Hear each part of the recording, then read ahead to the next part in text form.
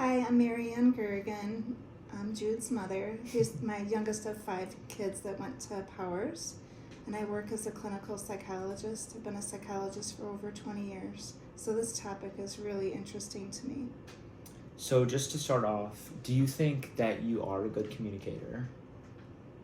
I try to be. I work with people every day, so yeah, I try to be a good communicator. I think there's always days that you don't have great communication skills, but for the most part, I think I do a decent job.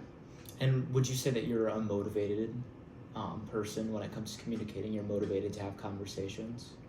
Yes, I'm motivated to have conversations. I really am a social person anyway. I really prefer more one-on-one conversations with people as opposed to a group conversation. So I really gravitate towards those types of conversations more.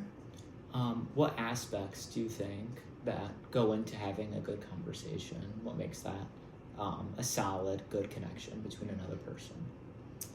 I think there's a lot of skills that you need to have when you're communicating with somebody. I think you need to, first of all, be interested in the conversation in general. Interested in the topic is important as well. I think keeping good eye contact and taking turns when you're speaking. There's so many times when you're talking to someone and maybe they're interrupting you and then you just feel like you're not heard. You really want to let the person express themselves completely, to let them know that what they're saying is important to you. So, have you ever had to have a conversation that was going to be a difficult conversation? And if you had to have that conversation, how did it go and how did you go about it? What strategies did you use? Okay, when I went away to school, I moved in with a group of 3 other ladies that I didn't know at all, and I moved away from my family, so no family or friends nearby. Trying to adjust was a difficult time as it was, but one of the roommates I shared the upstairs portion of, I became closer to, and we started to do more social activities together. But I think she must have been going through a depression, and there were days that she would not bathe for many days in a row. I think she had some body image issues. She was obese, and I really wanted her to have more self-confidence and do better with friends and maybe date, and it really was difficult just even sitting next to her having a conversation. So I decided one day that I was going to let her know that she did have a body odor problem, and after she didn't bathe for a few days. So that was a difficult conversation, and I was really worried about having that conversation because she was really my only friend in the area. So it was difficult, but we got through the conversation, and I think it turned out well. She was grateful that I had that conversation with her, and it was really a risk on my part because I was risking my only friend, and she grew from it. Our friendship grew, and she gained more friends and started dating after a while. Oh, wow. So it was really beneficial. So have you ever began a conversation with a person and you didn't have the background knowledge or just information in general about the topic you're supposed to talk about? And how did that conversation go?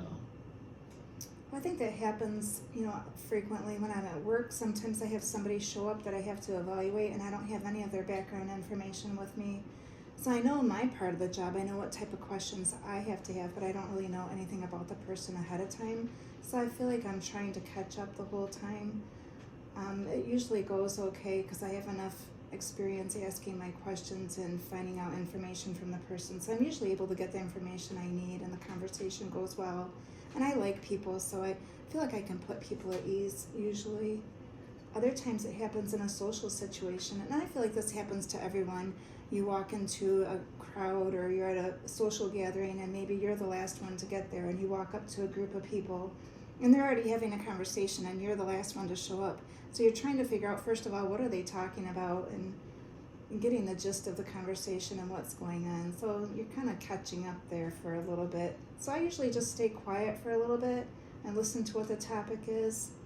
And then after I feel comfortable, then I may say something to join the conversation. But it's kind of difficult when you're the last person there and not really knowing what they're talking about. Yeah. So have you ever been unmotivated to communicate with someone in any setting at work or with one of your friends? Just how did that go and what were the results of it? That happens too, I think, to all of us as well. I think you can feel tired, worn out from the day, maybe not feeling very social that day. You may show up to something or a family event, or even in the grocery store, you may not feel like talking that day, just kind of feel antisocial. I usually can pull myself together and have a conversation because I generally do like people. I take care of a lady at our church, and I'll go to her house, and she's handicapped, and so sometimes I may feel exhausted that day from work, or maybe I didn't have a good day, worn out, tired, and I'll be going there on the day that I'm supposed to go, that we have an arranged time, maybe feel tired, or maybe don't really want to hear someone else's problems that day. Maybe I've heard a lot of problems at work, and then I go to her house and I'm going to hear her problems. So sometimes I don't really feel motivated to go, but once I get there, we usually have good conversation, and I can really listen to her, and sometimes just focusing on her and putting all the other stressors of the day and your fatigue to the side and just focusing on that person, I think you can overcome those barriers, and it usually turns out to be a good conversation, and I usually regain some of that energy because I do enjoy talking to people. So would you say that you can go into a conversation feeling unmotivated to have it, and then by the time you're getting into the conversation, you can regain that motivation? I think that happens, yeah. I think that's what happens with conversations in general. There's kind of usually what you call like an ebb and flow.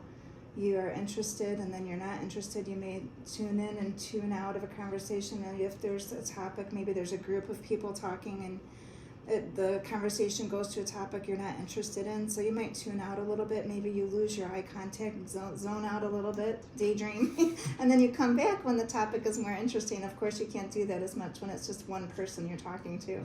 So I think just, you can go into it unmotivated, and I think, depending on the person and the chemistry you have with that person, if you don't care for the person, or you're irritated with them, and you don't think they're a very nice or friendly person, you may not even obtain that motivation. It may just be a sour conversation the whole time.